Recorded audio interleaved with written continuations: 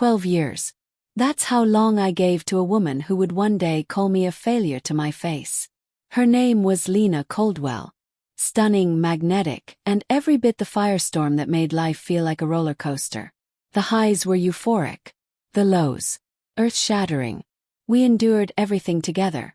Funerals, job losses, even the miscarriage that left us both reeling in the dark for months. And through it all I stayed. Loyal. Quietly hurting sometimes but never leaving. Never giving up. Then came the storm I didn't see coming. Not completely. It was a cold, wet Thursday. I was in the kitchen making pad thai, her favorite, when Lena walked in. Not with a smile, not with love. Just crossed arms, a lifeless stare, and a chilling silence. "I'm leaving," she said, flat and cold. "I'm moving in with Evan." And blinked. "Evan who?" She didn't even flinch. "Evan Marsh. My ex. The man I should have married instead of wasting 12 years with you." She laid it all out like it had been rehearsed. The overtime at work, lies. The business trips. More lies. For months, she'd been sneaking off to be with him, living 2 lives behind my back. And now she wanted to cash out. Sell the house, split the money, move on. Then, with venom in her eyes, she marched to the photo wall, yanked down our wedding portrait, and ripped it straight down the middle. "You're a pathetic failure, Mark," she spat. "Evan is everything you're not. You were just a layover until I could find my way back to him." Before I could process those words, another voice joined in. Her sister, Brielle, emerged from the hallway like she'd been waiting for her cue.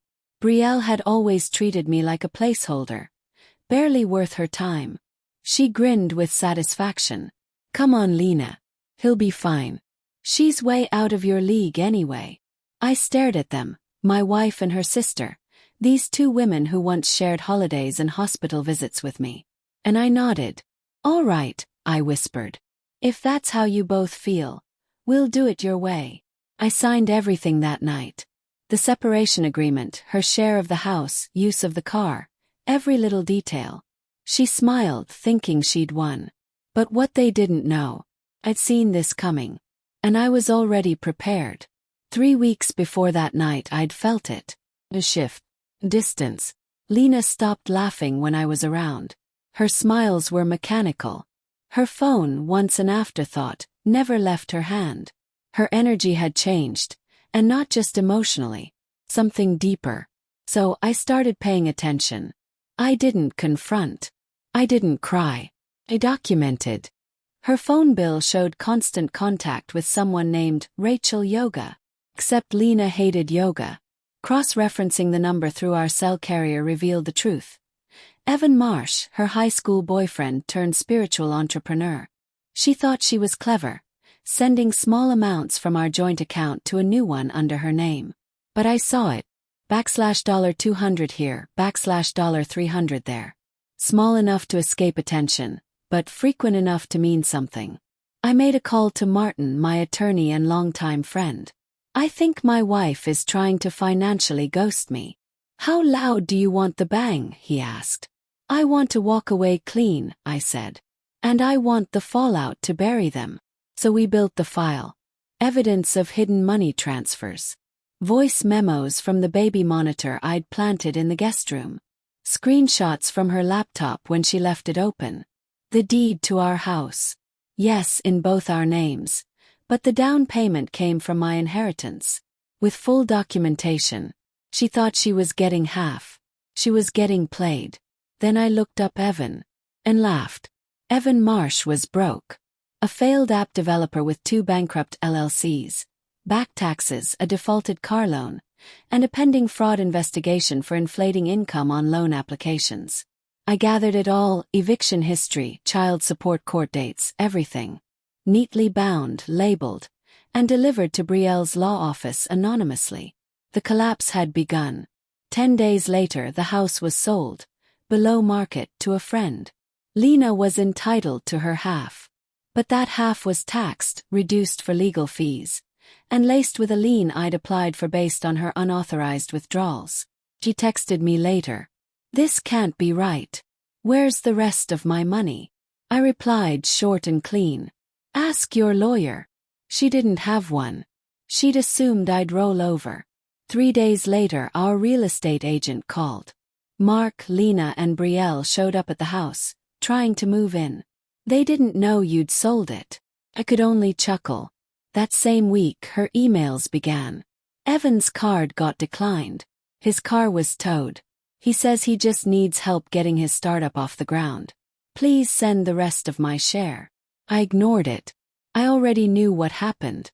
Evan had pawned her jewelry the day before, for beer money. Followed him. Watched it happen. Meanwhile, the file I'd sent to Brielle's law office made its way into the wrong hands, or the right ones. She'd proudly referred Evan to one of her firm's tech clients. The background check exposed everything. She was suspended pending investigation for professional misconduct.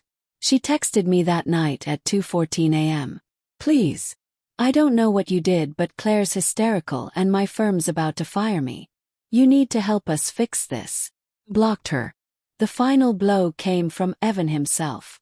He'd recorded conversations, bragging, dreaming of turning their affair into a memoir. One clip, leaked in a private group, captured Lena laughing. Mark was just a placeholder. I never really loved him. Brielle added. Yeah, but he was useful, wasn't he? I forwarded the audio to Lena's religious mother. 5 days later, I got the final message. From my cousin Amber. Everything's falling apart. Please help. They have nowhere to go. I was on my balcony, coffee in hand, looking over the city skyline. I turned off my phone and smiled. A week later, on a gray Sunday afternoon, there was a knock at my door. It was her, Lena. Hair tangled, makeup gone, a thrift store coat wrapped tightly around her like she was trying not to shatter. I just need to talk, she said, voice trembling. I let her in. Not out of sympathy. Curiosity, maybe. Or closure. She sat at the table and crumbled. Evan's gone, she whispered. Took the rest of the money. Said I was baggage.